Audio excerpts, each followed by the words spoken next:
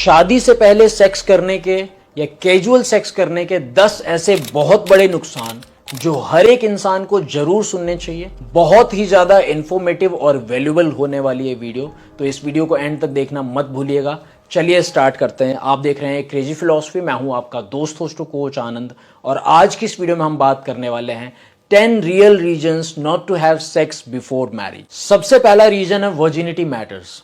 कुछ ऐसे दोगले लड़के हैं, माफ कीजिएगा ये चीज बोलने के लिए, मैं भी एक लड़का हूं लेकिन मैं जरूर बोलूंगा, कुछ ऐसे दोगले लड़के हैं जो लड़कियों को हमेशा मोटिवेट करते रहते हैं कि यार ये तुम्हारी बॉडी है और तुम्हारा फुल ऑन राइट है तुम्हारी बॉडी के ऊपर। तुम चाहे शादी से पहले सेक्स करो, चाहे जिसके साथ तुम्हारी शादी हो उसके साथ सेक्स करो, या शादी के बाद किसी और के साथ सेक्स करो, या एक साथ 2-3 लोगों के साथ सेक्स करो, या हर रात हर एक अलग अलग इंसान के साथ सेक्स करो, basically it does not make a difference. तो कुछ ऐसे जो दोगले लोग हैं जो आपका फुल ऑन यूज करना चाहते हैं या अपने आंखों से बलात्कार करना चाहते हैं, वो ऐसा बोलना स्टार्ट करेंगे कि तुम कुछ भी पहनो, तुम्हारा राइट है तुम्हारी बॉडी के ऊपर, ब्रा पहन के निकल जाओ, कुछ भी करो, it does not make a difference. क्यों? क्योंकि हमको आंखों से तुम्हारा बलात्कार करना है, या फिर हमको अपनी आंखें सेकनी है, या फिर बस हम जो है वो एक एनवायरमेंट क्रिएट करना चाहते हैं जहां पे हम लोगों का यूज कर सकें। तो कुछ एक ऐसे जो सर्टेन लोग होते हैं, ऐसे लोगों से बच के रहिए, क्योंकि इंसान को बाद में रियलाइज होता है कि यार वर्जिनिटी मैटर करती है, और जो हमने ये किया ना, ये हमने अपनी मेंटल हेल्थ के साथ खिलवाड़ किया, ये हमने अपनी इमोशनल हेल्थ के साथ खिलवाड़ किया। ये इंसान को काफी टाइम के बाद रियलाइज होता है। स्टार्टिंग में तो इंसान को लगता है कि यार माई लाइफ माई रूल्स और मेरी लाइफ है, हम किसी भी तरीके से फ्रीडम में जिए, कुछ भी करें, मेरा मन मेरी लाइफ हम करेंगे, कोई मतलब नहीं। तो फिर बाद में रियलाइज होता है कि नहीं, ये बिल्कुल ही ट्रैक गलत था। तो वर्जिनिटी मैटर करती है और वो बाद में जाके हमको समझ में आता है। दूसरा रीजन है पीपल प्रायोरिटाइज वर्जिनिटी। लोग वर्जिनिटी को प्रायोरिटाइज करते हैं, वर्जिनिटी को प्रायोरिटी देते हैं।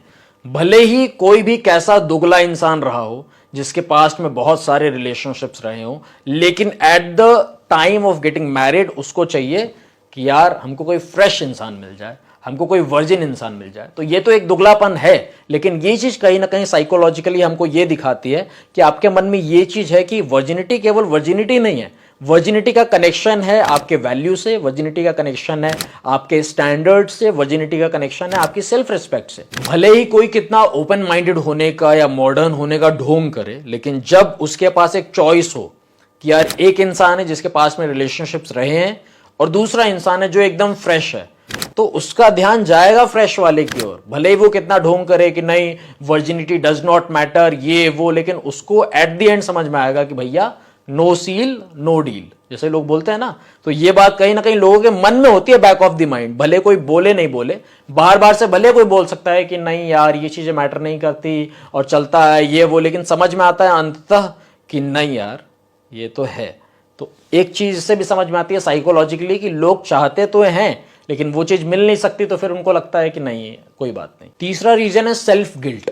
कई बार ऐसा होता है कि आपके अभी मान लो पास्ट में रिलेशनशिप्स रहे, अब आपकी किसी और इंसान से शादी हो गई, शादी होने के बाद आपको समझ में आ रहा है सामने वाला इंसान is very nice to you, सामने वाला इंसान अपना पूरा बेस्ट दे रहा है, आप भी अपनी ओर से अपना पूरा बेस्ट दे रहे हैं, लेकिन आपके अंदर एक सेल्फ गिल्ट रहता है, कुछ कमी है मेरी ओर से। मतलब मैंने हर एक चीज सामने वाले इंसान को दी, लेकिन मैंने उसको अपना पास्ट नहीं बताया, फिर मैंने उसको ऐसा खुल के नहीं बोला कि हाँ मेरा कोई ऐसा सेक्सुअल पास्ट था। तो उसकी वजह से कहीं ना कहीं एक अंदर ही अंदर एक घुटन सी रहती है, या फिर अंदर ही अंदर एक गिल्ट फील होता रहता है।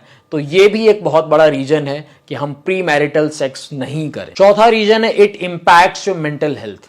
मुझे काउंसलिंग करते हुए लगभग 7 साल हो चुके हैं, 18 से 20,000 लोगों की काउंसलिंग कर चुका हूं मैं।